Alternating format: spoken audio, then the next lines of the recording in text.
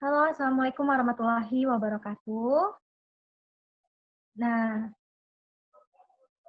di sini kami merupakan mahasiswa dari Universitas Negeri Padang, jurusan Pendidikan Ekonomi. Nah, pada kesempatan kali ini, kami akan membahas sebuah materi, yaitu mengenai pajak penghasilan pasal 25.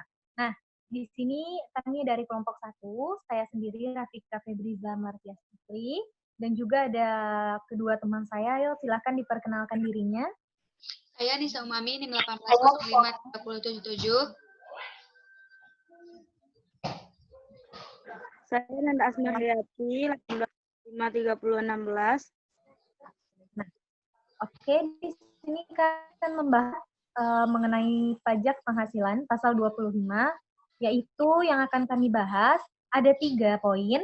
Yang pertama mengenai konsep teorinya bagaimana, yang kedua bagaimana pencatatan dan juga pelaporannya, dan yang ketiga bagaimana contoh soal dan juga pembahasannya. Nah, untuk materi konsep atau konsep teorinya ini sendiri akan dijelaskan oleh saya sendiri. Nah, di sini saya akan menjelaskan apa itu yang dimaksud dengan PPh pasal 25 dan juga landasan hukum berdirinya PPh 25 ini.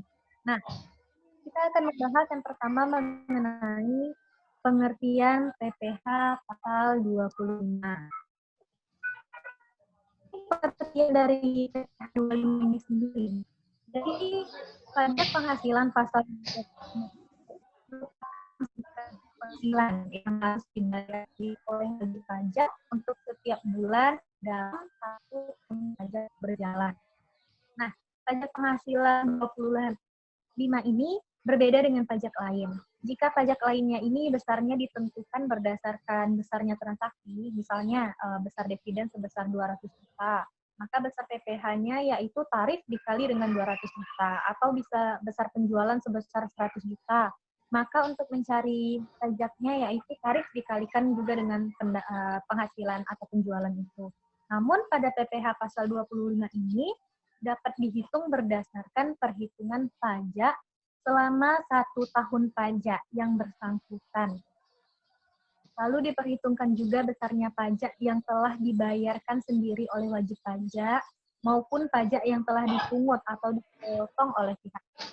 Jadi sebelum menghitung PPh pasal 25 ini, kita perlu dahulu untuk mengetahui berapa besar pajak penghasilan 29 atau 28 atau dan lebih besar bayarnya pajak terutang selama tahun. Nah, untuk menghitung besarnya PPh pasal 29 atau 28A ini juga berasal dari pajak terutang selama tahun dikurangi seluruh kredit pajak mulai dari PPh pasal 21 sampai dengan pasal 25. Nanti lebih jelasnya akan dijelaskan oleh kita. Nah, yang kedua ini saya akan membahas mengenai landasan hukum. Jadi ada beberapa landasan hukum yang melandasi adanya pajak penghasilan 25 ini. Yaitu yang pertama, ada pasal 25 Undang-Undang Perpajakan atau PPh.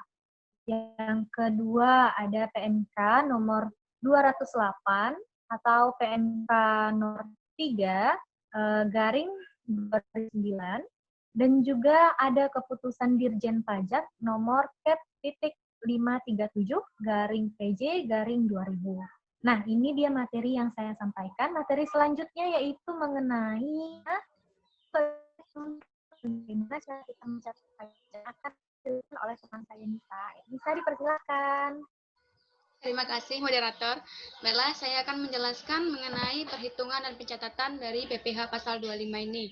Pertama adalah perhitungan PPh pasal 25 untuk wajib pajak dan badan, yaitu dapat dirumuskan dengan cara menghitung, yaitu yang pertama pajak terutang setahun, yaitu selanjutnya yaitu kredit pajak. Kredit pajak ini terdiri dari kredit pajak PPh pasal 21, PPh pasal 22, PPh pasal 23, dan PPh pasal 24.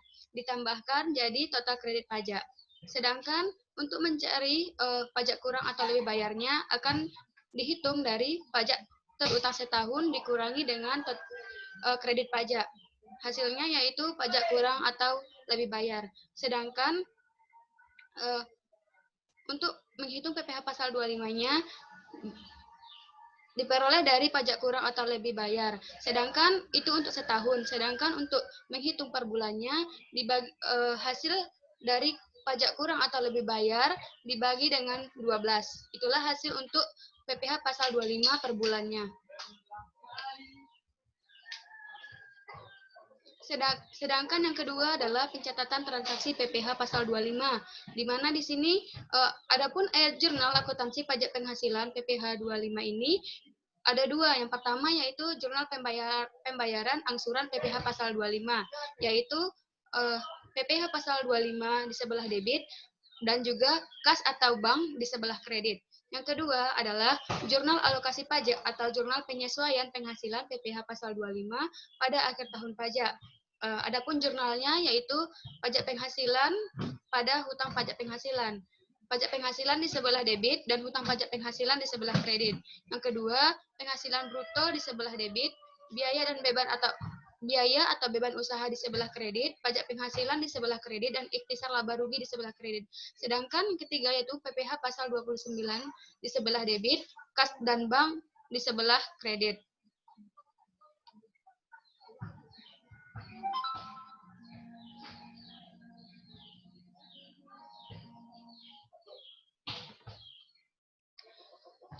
Adapun jika hasil dari PPh 25 kurang atau lebih bayar, adapun jurnal yang digunakan adalah yang pertama itu ketika dihitung hasilnya kurang bayar, maka perusahaan akan mencatat sebagai berikut, di mana biaya pajaknya di sebelah debit, PPh pasal 21, 22, 23, PPh pasal 24 atau 25, fiskal luar negeri, hutang PPh pasal 29 di sebelah kredit. Di sini digunakan untuk mencatat PPh terutang jika kurang bayar.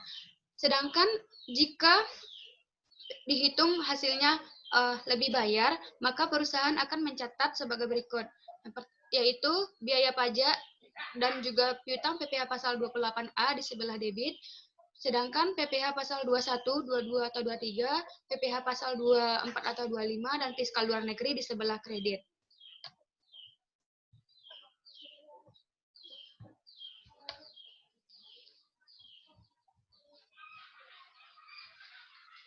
Mungkin itulah penyampaian materi dari saya kembalikan kepada moderator.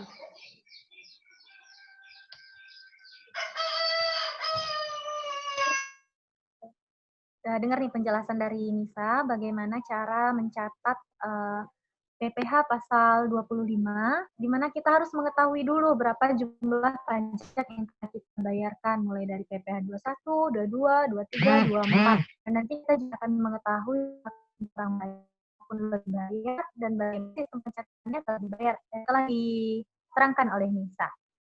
Untuk selanjutnya yaitu supaya kita lebih paham, mungkin ada baiknya kita membahas sebuah contoh soal mengenai pajak penghasilan pasal 25 ini.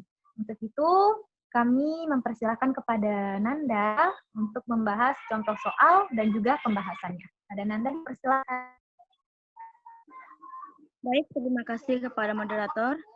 Saya akan membahas contoh soal dan pembahasan. Contoh pertama yaitu, Pak Eka Cakra senantiasa melaporkan SPT pada pertengahan Maret setiap tahun dan melakukan pembayaran angsuran PPh 25 berdasarkan pelaporan tersebut. Di bulan Desember tahun lalu, Pak Eka Cakra membayarkan angsuran pajak sebesar 13.200.000, sedangkan berdasarkan SPT tahun ini, Pak Eka Cakra akan membayarkan angsuran sebesar 15.750.000 per bulan. Bagaimana Pak Eka Cakra melakukan penjumlahan di setiap bulannya dengan menggunakan pendekatan pembebanan akhir tahun atau pendekatan pembebanan langsung? Nah, kita masuk kepada jawabannya. Kita mulai dari pendekatan pembebanan akhir tahun. Bulan Januari dan bulan Februari. Pajak dibayar di muka pada debit sebesar 13.200.000, kas pada kredit 13.200.000. Pada bulan Maret sampai Desember, pajak dibayar di muka di debit sebesar 15.750.000, kas di kredit sebesar 15.750.000. Sedangkan pendekatan pembebanan langsung pada bulan Januari dan Februari, beban pajak kini didebet sebesar 13.200.000 pada kas kredit 13.200.000. Pada bulan Maret sampai Desember, beban pajak kini yaitu sebesar 15.750.000 dan kas pada kredit sebesar 15.750.000. Next. Oke, kita masuk ke contoh yang kedua, yaitu CV Singasari mencatatkan peredaran bruto sebesar 67.500.000.000 selama tahun 2012, meningkat sebesar 12,5% dibanding tahun 2011. Perusahaan merupakan pelaku bisnis yang diizinkan menggunakan norma perhitungan penghasilan neto senilai 30% dalam perhitungan pajaknya.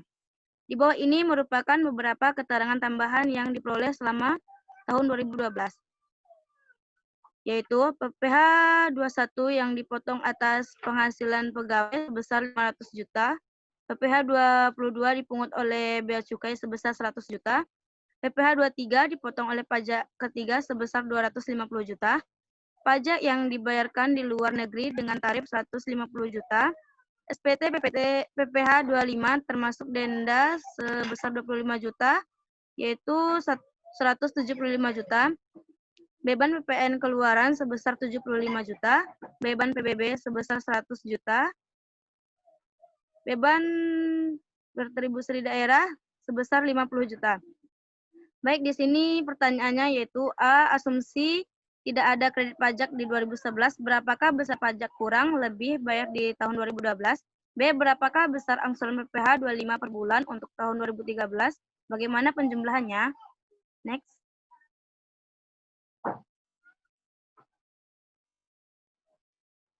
Baik, kita masuk ke jawabannya, yaitu ke perhitungan angsuran PPh 25 tahun 2013. Pertama, pendekatan bruto tahun 2012 sebesar 67.500.000.000, PKP tahun 2012 20.250 juta, beban pajak tahun 2012 sebesar 5.062.500.000, kredit PPh 22 sebesar 100 juta, kredit PPh 23 sebesar 250 juta, kredit PPh 24 150 juta, retribusi pajak lebih bayar sebesar 30.500.000 dan beban angsuran tahun 2013 sebesar 4.525.000. Angsuran PPh 25 per bulan atau per tahun 2013 yaitu 377.083.333 rupiah. Baik, kita masuk ke jurnalnya, yaitu pajak dibayar di muka PPh 25 di debit sebesar 377.083.333 rupiah. Kas di sebelah kredit sebesar 377.083.333 rupiah. Next.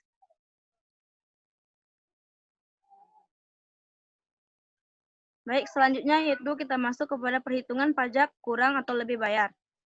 Baik, yang pertama pendapatan bruto tahun 2011 sebesar 60 miliar, PKP tahun 2011 sebesar 18 miliar, beban pajak tahun 2011 sebesar 4.500.000.000, angsuran PPh 25 per bulan tahun 2012 yaitu 375 juta.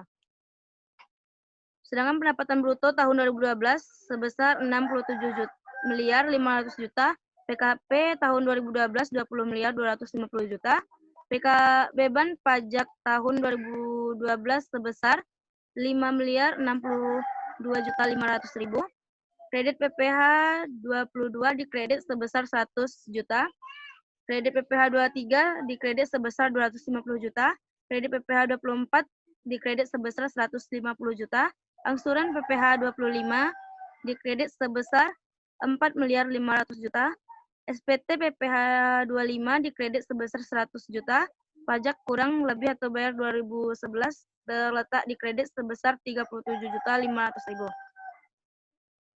Baik, mungkin hanya itu yang saya sampaikan. Saya kembalikan kepada moderator. Oke, terima kasih kepada Nanda dan juga Nisa tadi materinya.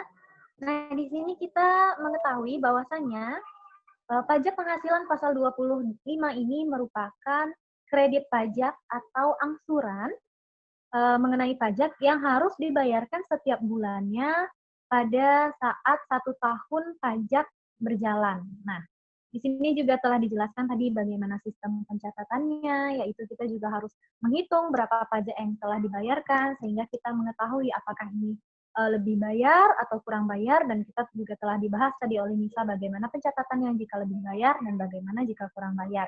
Dan juga telah dijelaskan tadi contoh soalnya supaya kita lebih paham lagi oleh Nanda. Nah, mungkin hanya sekian yang dapat kami sampaikan. Semoga presentasi kali ini bermanfaat dan kita sama-sama dapat memahami materi ini dengan baik. Kami menyadari bahwasannya masih banyak kesalahan dan juga ketidaksempurnaan dari kami karena memang kita masih sama-sama masih belajar. Untuk itu kami memohon maaf apabila ada materi yang kurang tepat dan juga